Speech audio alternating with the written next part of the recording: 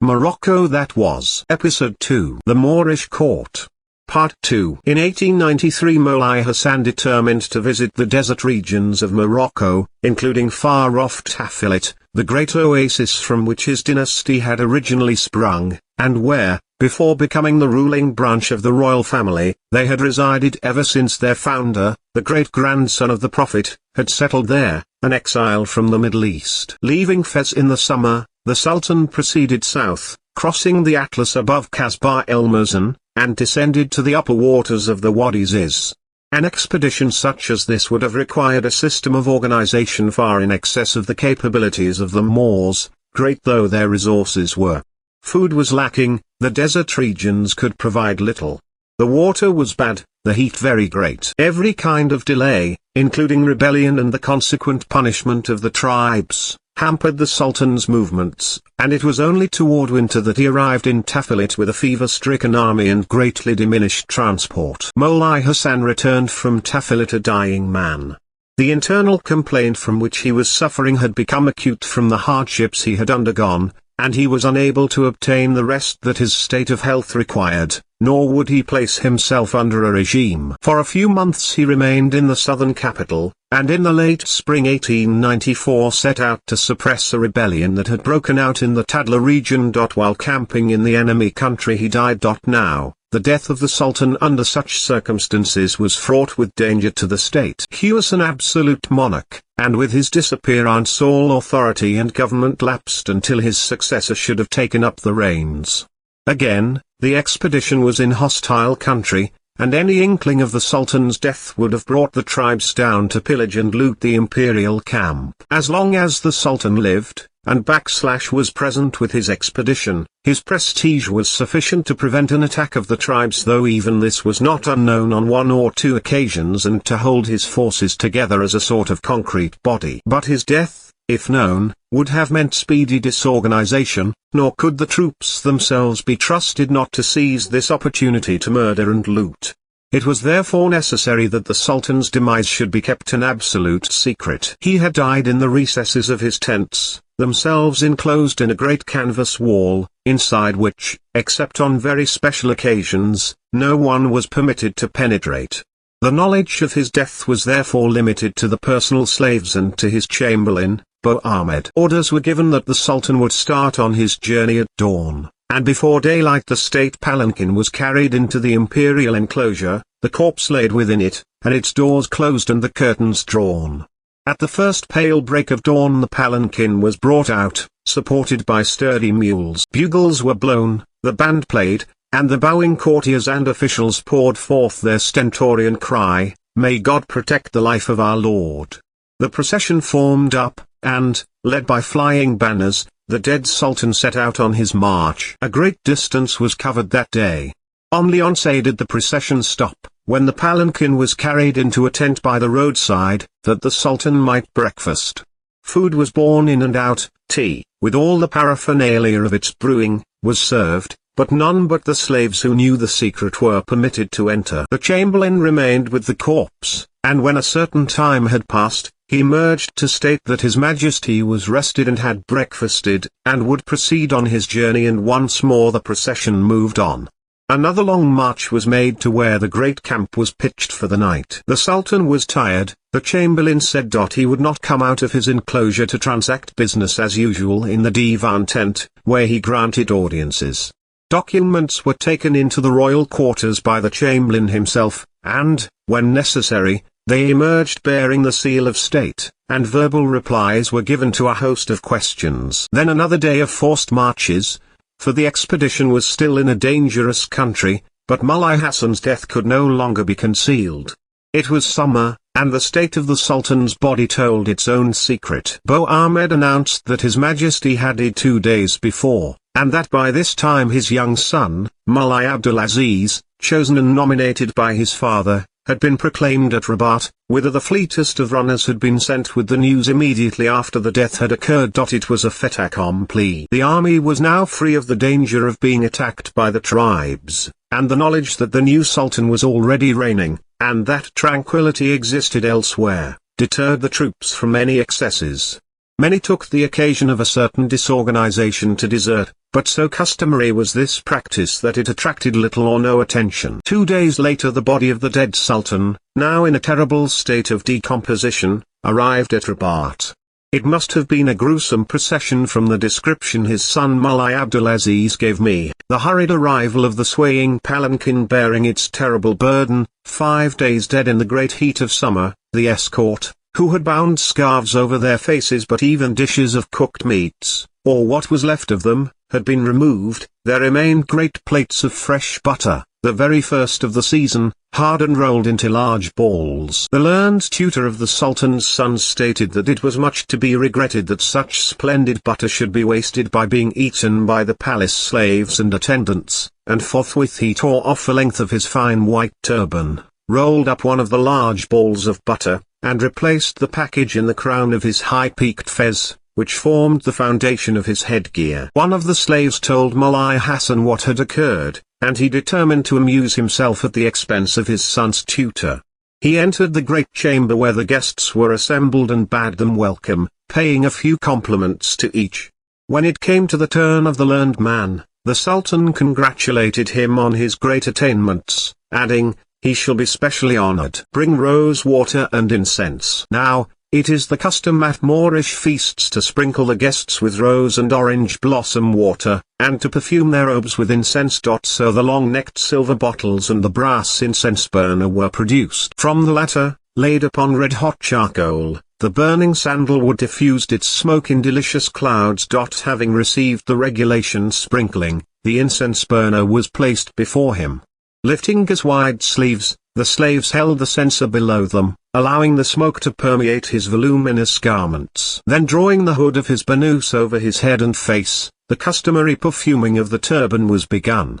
But the slaves held tight, and instead of the performance lasting half a minute, it was unduly prolonged. At first it was only the richly perfumed smoke of the sandalwood that entered his nose and eyes, but presently the delicious odor changed, for the butter concealed in his fez, melting under the applied heat of the red-hot charcoal, was beginning to drop into the incense burner, giving forth a penetrating and unpleasant odor of cooking. From drops to a trickling stream took a very little while, and soon the whole room was full of the smoke of burning butter, while the aged scholar presented the most pitiful sight, half-blinded, choking, and dripping all over. When he had been washed and cleaned up, the Sultan had gone. Moulai Abdulaziz was, at the time of his succession, 1894, about 12 or 13 years of age. He was a younger son of the late Sultan, for Islamic thrones do not necessarily descend by primogeniture. It is not seldom a brother who succeeds, and at times even more distant relations. The throne is almost elective inside the royal family, though, as a matter of fact, a sultan generally nominates his successor. The descent from the common ancestor, who in this case of Sharifian families is the Prophet Muhammad, is of far greater importance than the relationship of the deceased and succeeding sultan. After the abdication of Moulai Hafid in 1912, his half-brother, Moulai Yusuf, was chosen to fill the throne, and accepted without hesitation. His choice has been amply justified by the dignified manner and the constant tact that he has always shown in his very difficult position. The mother of Moulai Abdulaziz was a Turkish lady, brought from Constantinople to Morocco. Report states that she was a woman of great intelligence and considerable force of character. She was certainly a most devoted mother.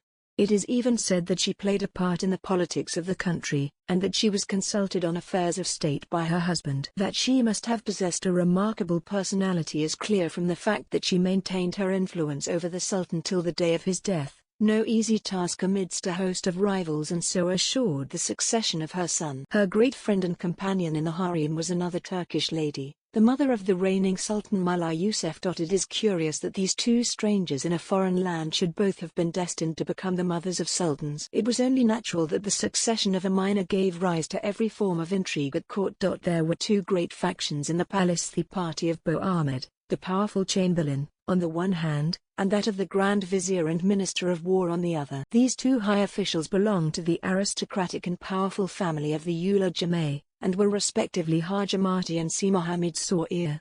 Now Beau Ahmed was the son of a Negro slave, and therefore could count on no tribal or family influence. His rivals, on the contrary, were Fez aristocrats, highly born, and supported by the influential population of the towns. They came from what is known as a elmazen family, that is to say, a family who in the past had held government posts, and had a sort of traditional claim to high employment. It was evident that jealousy must exist between these two factions. Boalmed's position as chamberlain gave him constant access to his sovereign, whose extreme youth brought him little into contact with his viziers. No doubt, too, Boalmed could count upon the influence of the Sultan's mother.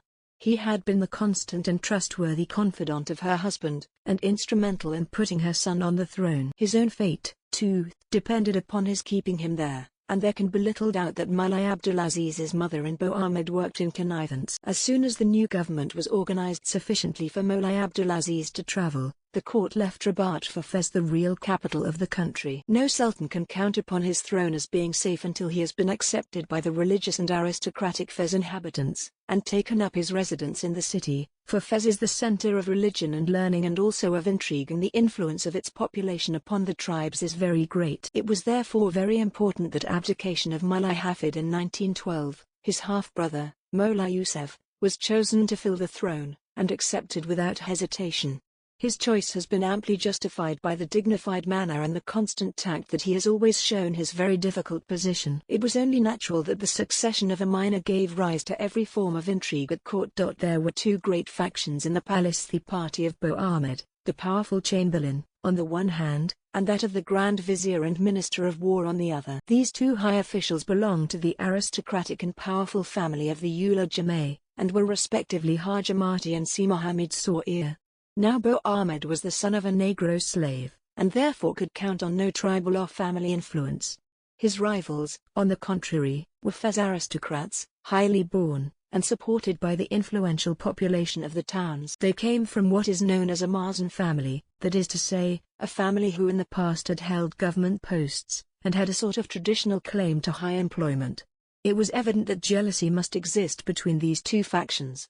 Boalmed's position of chamberlain gave him constant access to his sovereign, whose extreme youth brought him little into contact with his viziers. No doubt, too, Boalmed could count upon the influence of the Sultan's mother. He had been the constant and trustworthy confidant of her husband, and instrumental in putting her son on the throne. His own fate, too, depended upon his keeping him there, and there can be little doubt that Moulai Abdelaziz's mother and Boalmed worked in connivance. As soon as the new government was organized sufficiently for Moulai Abdelaziz to travel, the court left Rabat for Fez, the real capital of the country. No sultan can count upon his throne as being safe until he has been accepted by the religious and aristocratic Fezis, and taken up his residence in the city, for Fez is the center of religion and learning and also of intrigue, and the influence of its population upon the tribes is very great. It was therefore very important that the young sultan should reach Fez at an earlier date as possible. His journey through the tribes to Meknes was very successful. He was well received on every side, and on his arrival at the old capital which Moulay Ismail, a contemporary of Louis XIV, had built, the population of the city accorded him a popular welcome. Meknes is some 33 miles from Fez, and there remained only this last stage of the journey to be accomplished. Boalmed fully appreciated his position. He knew that once in Fez his influence must decrease. His rivals could count upon the support not only of the townspeople, but also of the Sultan's relations in the capital. To the Fezis he was an upstart, and there would be no peace from their intrigues to bring about his fall, and no pity when he fell. It was a case of now or never for Boalmed. There were no signs of the coming storm. The Ulad Jameh brothers were no doubt waiting till their arrival amongst their own people in Fez to begin a more active intrigue, and Boalmed himself was courteous and a little obsequious to the influential viziers. A few mornings after the Sultan's arrival at Meknes, the usual morning court was being held. Haja Mati, the Grand Vizier, surrounded by his white-robed followers, rode into the palace square, amidst the bowing officials and the salutes of troops. He was immediately summoned into the Sultan's presence. Moulai Abdelaziz was alone with Boalmed when Haja Mati entered. He prostrated himself, and waited for the Sultan to speak. In a rather frightened voice Moulai Abdelaziz asked him a question. Haja Mati's answer was not found satisfactory, and Boalmed burst forth in a string of reproaches against the vizier, and accused him of disloyalty, avarice, extortion, and political crimes. Suddenly appealing to the Sultan, he asked for permission to arrest him. Moulai Abdelaziz inclined his head. A few minutes later a disheveled, cringing, crying creature, amid cheers and laughter, was dragged through the palace square amongst the crowd that only so short a time before had been bowing to the ground. His clothes were torn, for the soldiers were rough, and his turban was all askew. As he passed through the gate, dragged by the soldiery, the sentry at the door seized the vizier's clean white turban and set it on his own head, replacing it by his own duty fez cap. A shout of laughter greeted this act. The vizier's brother, Si Muhammad Sa'ir, the Minister of War, had not yet left his house for the palace. He was arrested at his own doorway, and did not attempt to resist, but allowed himself to be led to prison. The subsequent history of these two men forms perhaps the blackest page of Moulai Abdelaziz's reign. They were sent in fetters to Tetuan, and confined, chained and fettered, in a dungeon. In the course of time, and how long those 10 years must have been, Hajamati died. The governor of Tetuan was afraid to bury the body, lest he should be accused of having allowed his prisoner to escape. He wrote to court for instructions. It was summer, and even the dungeon was hot. The answer did not come for 11 days, and all that time Si Muhammad Sa'ir remained chained to his brother's corpse. The brother survived. In 1908 he was released after 14 years incarceration, a hopeless, broken, ruined man. Everything he had possessed had been confiscated, his wives and children had died, the result of wanton persecution. He emerged from his dark dungeon nearly blind, and lame from the cruel fetters he had worn. In his days of power he had been cruel, it is said, but what a price he paid. He settled in Tangier, where I saw him almost daily. He was in absolute poverty, but all his friends assisted him, and he wanted so little. An old slave woman of the family, who had survived in some out-of-the-way corner, came to look after him, and used to massage his tortured wrists and ankles. At length he died. 2 days before his death I saw him for the last time. It was clear that a very little span of life remained for him. I sat with him for a long time, and as I rose to leave him, he said, "Listen. When they have washed my body for burial, I want you to see that my chains and fetters are put back upon my limbs. I desire to appear before my God as I spent those 14 years of my life, that I may appeal to him for the justice my Sultan refused me, that he in his great mercy and forgiveness may open to me the gates of paradise."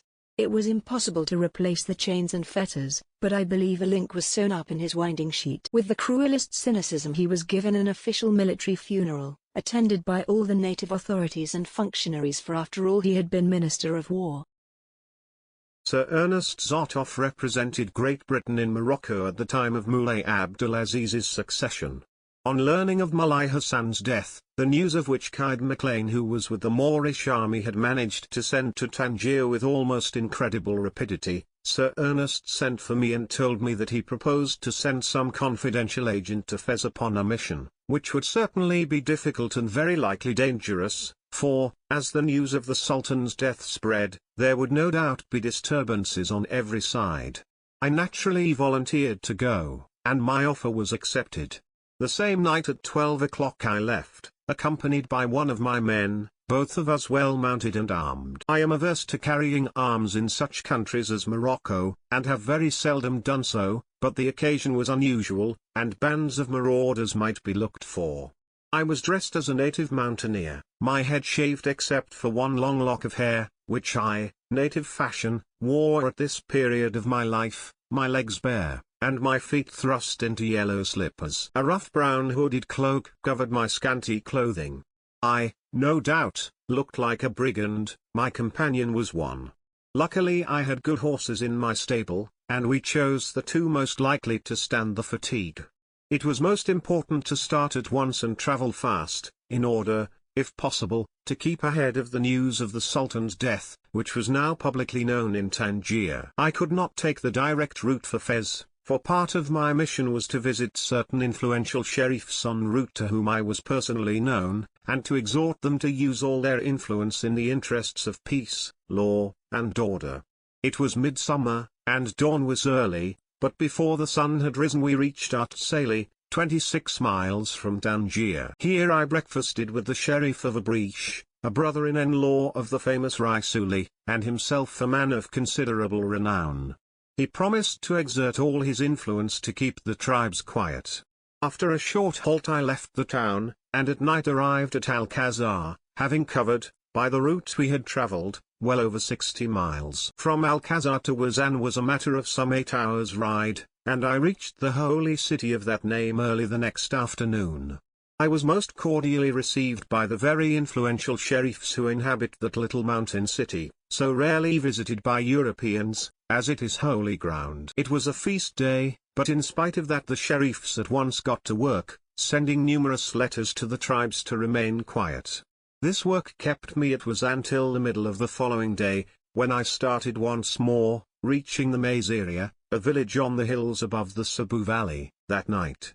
Here we slept, to start again before daylight. It was clear that the tribes here had learned the news of the Sultan's death, for all night long there was desultory firing, and in the early dawn we could distinguish groups of horsemen in the valley below. A general wiping out of old scores had begun, combined with organized pillage. Avoiding as far as possible the districts where firing was taking place, my man and I rode on. The situation was uncomfortable, and I forgot for a moment what brigands we ourselves must have looked, but on suddenly coming upon a long line of laden camels, the half-dozen caravan men in charge took to their heels and ran for their lives. We soon, however, reassured them, and rode on. The fourth day's travelling after leaving Tangier I arrived in Fez, having by our detours covered from 190 to 200 miles. My horses were tired, but not done up. At midday I presented the British minister's dispatch, and my verbal message, to a council of the native authorities sitting in the house of Amin Haj Abdi Salam el-Mokri, the father of the well-known Grand Vizier, Haj Muhammad el-Mokri, perhaps the most intelligent and capable of all the Moorish authorities of today. I remained in Fez for several weeks. Meanwhile, Moulai Abdulaziz had reached Meknes, where, at the moment of the arrest of the Grand Vizier and the Minister of War, I arrived, returning to Fez with the young Sultan. I have always looked back upon that period with great pleasure. I was engaged upon a mission of some delicacy, and I was thrust into the very midst of native affairs. With that hospitality for which the Mokri family is so well known, I was a guest in their great house, one of the sights of Fez, with its terraced gardens and its many fountains. It required no little courage in those days to harbour a Christian, and I think this was the first time on which a European had ever been made welcome to stay in one of the great Fez houses. I wore the native dress I had, of course, arrived without even a change of shirt and lived in the company of the sons of the family, and was treated as one of them. My wants are amply supplied from the voluminous wardrobes my hosts. My mission was a success. On 14th July Sir Ernest Zotoff wrote to me agreeing to my request to be allowed to return to Tangier. His letter is before me now. The Foreign Office has much approved of my having sent you to Fez, and will not be unmindful of the services you have rendered on the present occasion. I sent copies of the greater part of your long report, which I copied out myself, to Sanderson, and Lord Kimberley read it with great interest. I will only add now that I feel myself under a great obligation to you for having undertaken an important and, to all appearances, perilous mission. But I felt you were the man to accomplish it. Many thanks for all you've done. It has been most successful. My mission had lasted many weeks, and necessitated riding several hundreds of miles in the great heat of midsummer in discomfort, and often in danger. The British government remunerated my services by presenting me with a cheque of 100. I did not complain, nor do I now, for it has been so unusual to be paid at all when employed upon these unofficial missions, that it seemed almost extravagant. Only on one other occasion during my whole Morocco career have I ever been paid even my out-of-pocket expenses for tasks undertaken at the request of the British authorities. I never realized the extent of the work I have done in this connection until I began to write this book, when I unearthed the voluminous correspondence that a succession of British ministers had addressed to me, and which seemed to treat every mortal question pertaining to Morocco. I have quoted Sir Ernest Zotoff's letter, not from any desire to boast of the utility of my work, but because it represented one of the very few marks of appreciation and encouragement that he ever received from official sources, or, rather, I should perhaps say, in which the credit of my work was allowed to me. It was only years later that I learned that from the day of Sir Ernest Zotoff's departure from Morocco, over a period of many years, all my work went home anonymous, that is to say, contained in official dispatch as I understand, or I am informed. In my own particular case it didn't matter much, but I confess that it hurt a little to be told long afterwards that the mass of information that is obtained often by undertaking journeys at the direct instigation of the British authorities, often by my own personal relations with the tribes, and always at my own expense went home without its origin being disclosed, and without identity. I have quoted Sir Ernest Zotoff's letter. I will give one or two quotations from those of his successors. I want you particularly to find out and let me know the following things. It would be interesting, as you are in that part of the country, if you would go a little farther and visit. I want you to impress upon the Sultan the importance of. I would like you to return here as soon as possible, to consult you about the question. You are the only authority on the tribes and what is passing there. Could you therefore return? I hope you will arrange not to be long away. As I want to consult you about, please give the Sultan clearly to understand that we will not, you are the one and only authority on these questions. When you have time, would you make me a full report on? As a private individual, it will be easier for you to get the Moroccan government to agree to. I bow to your superior knowledge on all these questions, and now agree with you that, do come back. I am lost without having you to consult. These are a few extracts of what was written. The verbal instructions and requests were naturally far greater. I am glad of having been able to be of use, and would not hesitate to act again as I acted in the past, but the policy of depriving the unofficial and unpaid workmen of the little crumbs of credit is wrong. It ought rather to be the rule to tempt young men of adventurous disposition to live the life I led, and, if necessary, to assist them not to use them perpetually and keep them outside the pale. It is contrary to human nature to be absolutely disinterested in the personal success of one's work, and the suppression of its origin, more particularly when its origin is a lifetime of travel and of study, as well as a proficiency for making friends amongst such people as the Moors, can only tend toward discouragement. In any branch of life but that of diplomacy, such action would be considered incorrect. Since 1912, when the French Protectorate was declared, and even before that date, from the time when England had abandoned all political aims in Morocco except to assist French policy, my information became of more value to the authorities of our friend and ally than to ourselves. I was invited to accompany more than one French special mission, and have on many occasions been consulted on questions of great confidence, not only by French ministers in Tangier, but also by the highest authorities of the French Protectorate. My little dossier of French official correspondence compares very favorably with that of our own people. Sir Ernest Sitow's letter, which was quoted, is the one and only expression of appreciation I ever received from the British government, while I have a dozen letters of thanks, simple and full of appreciation and encouragement, from Paris. My duties as Times correspondent often brought me into more or less acute discussions with the Spanish government, but this has not deterred their high authorities from expressing to me on several occasions, in letters which I much appreciate, their thanks for information given, and their satisfaction at the large and fair way I have treated certain diplomatic questions, not only in the Times but also elsewhere.